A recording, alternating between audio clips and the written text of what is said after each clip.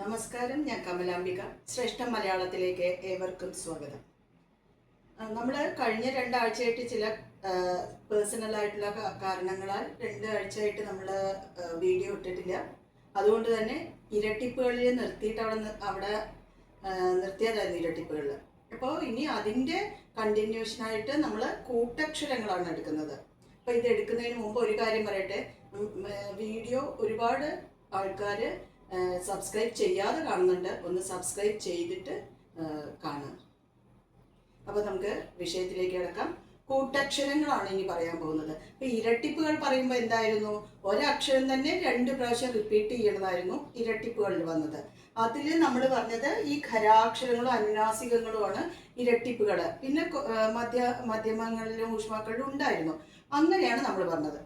ഇനി കൂട്ടക്ഷരങ്ങൾ വരുമ്പോൾ കൂട്ടക്ഷരങ്ങളിൽ തന്നെ ഈ ഖരാക്ഷര അത് തന്നെയാണ് അനുനാസികവും ഖരാക്ഷരവും കൂടെ ചേർന്നിട്ടുള്ള കൂട്ടക്ഷരങ്ങളുണ്ട്. ഇപ്പോൾ വർഗാക്ഷരങ്ങളുടെ കൂട്ടക്ഷരങ്ങൾ മാത്രമാണ് നമ്മൾ ഈ വീഡിയോയിൽ ഉൾക്കൊള്ളിക്കുന്നത്. ഇപ്പോൾ ഫോർ എക്സാമ്പിൾ അല്ലെ, അതില് ഈ ങാവും കാവും കൂടെ ചേർന്നിട്ടുള്ള ഒരു കൂട്ടക്ഷരമുണ്ട്. ങ പ്ലസ് ക.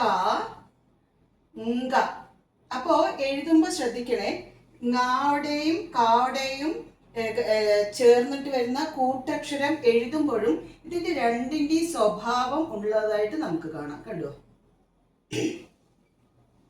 ങാട പകുതി കാട പകുതിയും കൂടി ചേർന്നിട്ട് ങ.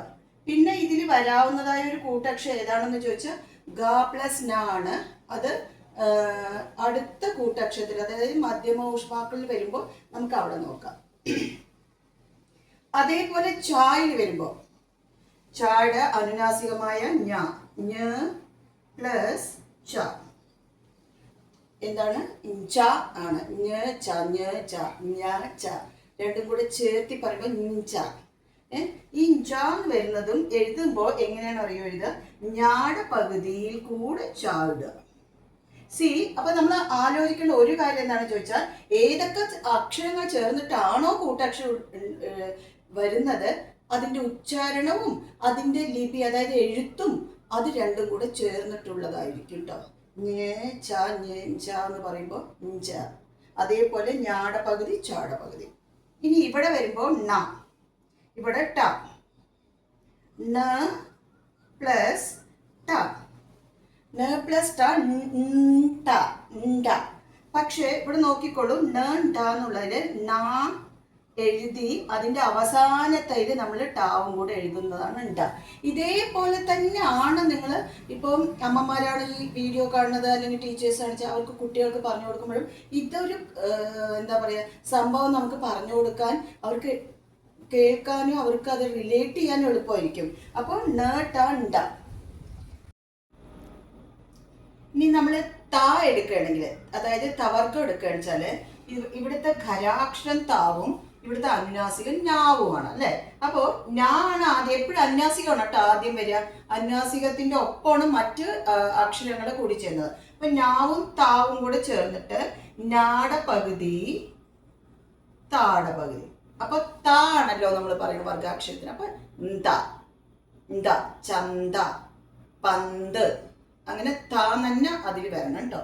ഇനി അടുത്തതായിട്ടുള്ള അധികരത്തിനോട് കൂടിയും എന്ത് ചേരുന്നുണ്ട്? ഈ അനുനാസികം ചേരുന്നുണ്ട്. അപ്പോ നാവും ഗ്രന്ഥം ഥ. ഇനി അടുത്തതായിട്ട് അപ്പൊ നാവും ഥാവും കൂടെ ചേർന്ന് ഇനി നാവും ദ, മൃദു. നാവും ദാവും കൂടെ ചേർന്ന നമ്മൾ പറയുമ്പോഴും അതുപോലെ പറയണം, എഴുതുമ്പോഴും അതിന്റെ പകുതിയാണ് എഴുതേണ്ടത്. നോക്കൂ, നാട പകുതി പകുതി വന്നു, ദാട പകുതി വന്നു.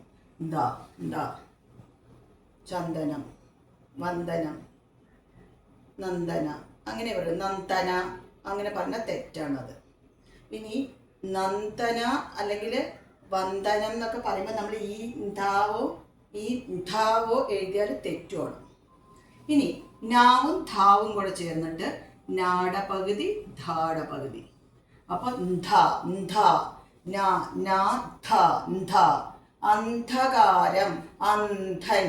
അപ്പോൾ ഇവിടെ അങ്ങനെ ഇതിൻ്റെ പ്രൊനൗൺസിയേഷൻ അനുസരിച്ച്, ഇതിൻ്റെ ഉച്ചാരണത്തിനനുസരിച്ചിട്ട് തന്നെ ഇവിടെ നാവും താവും കൂടെ ചേരുമ്പോൾ, അല്ലെങ്കിൽ നാവും താവും കൂടെ ചേരുമ്പോൾ ആ പ്രൊനൗൺസിയേഷൻ ഒപ്പം തന്നെ നിങ്ങൾ കൊണ്ടുപോകണം. അതേപോലെ തന്നെയാണ് എഴുത്തും.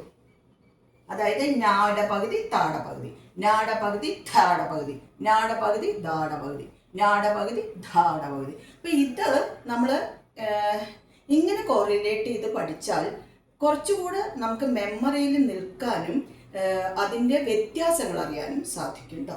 അതുപോലെ ഇനി പാട കാര്യം എടുക്കുകയെന്ന് വെച്ചാൽ പാട അനുനാസികമാണ്, ഖരം പാണ്. അപ്പോൾ മാ മ അല്ലെ പ്ലസ് പ, മ പ്ലസ് പ പ പ ബ. പക്ഷേ ഇവിടെ ഒരു കാര്യം ശ്രദ്ധിക്കേണ്ടത്, ഇതുപോലെ പകുതി എടുത്തിട്ടല്ല, നാ പകുതി പ ആണ് കേട്ടോ ബ. അപ്പോൾ നമുക്ക് തോന്നാം അത് ഇപ്പൊ നാ പകുതി പ ആണ്, അതുകൊണ്ട് അല്ല, മാവും പാവും കൂടെ ചേർന്നിട്ടാണ്. അപ്പൊ നമ്മളിപ്പോ നാവും പാവും കൂടെ ചേർന്ന ഇൻബാന്നേ വരുള്ളൂ. അൻപ്, അൻപ് പറഞ്ഞ സ്നേഹം, അങ്ങനെ വരിക. അമ്പ് എന്ന് എഴുതണമെങ്കിൽ ഇത് വരണം. അതല്ലാതെ നമ്മൾ ഈ അൻപ് ഇൻപ് എന്ന് എഴുതുകയെന്ന് വെച്ചാൽ സ്നേഹം എന്നുള്ള അർത്ഥവും, അമ്പ് എന്ന് എഴുതുകയെന്ന് വെച്ചാൽ ശരം എന്നുള്ള അർത്ഥമാണ് വരുന്നത്. അപ്പൊ ഇവിടെ ബാന്ന് തന്നെ വരണം. അതിനൊരു അക്ഷരം, ഇതിനും ഒരു അക്ഷരമാണ്. അപ്പോൾ ഈ കൂട്ടക്ഷരങ്ങളുടെ പ്രത്യേകതകളും അവയുടെ ഉച്ചാരണവും അവ എഴുതുന്നതായുള്ള ലിപിയും ഇങ്ങനെ നമുക്ക് പഠിക്കാൻ പറ്റും. ഇനിയും കൂട്ടക്ഷരങ്ങൾ ഇല്ലേന്ന് ചോദിച്ചുണ്ട്, അതുമായിട്ട് അടുത്ത നമുക്ക് നെക്സ്റ്റ് വീഡിയോയിൽ കാണാം. അതുവരെ എല്ലാവർക്കും നമസ്കാരം.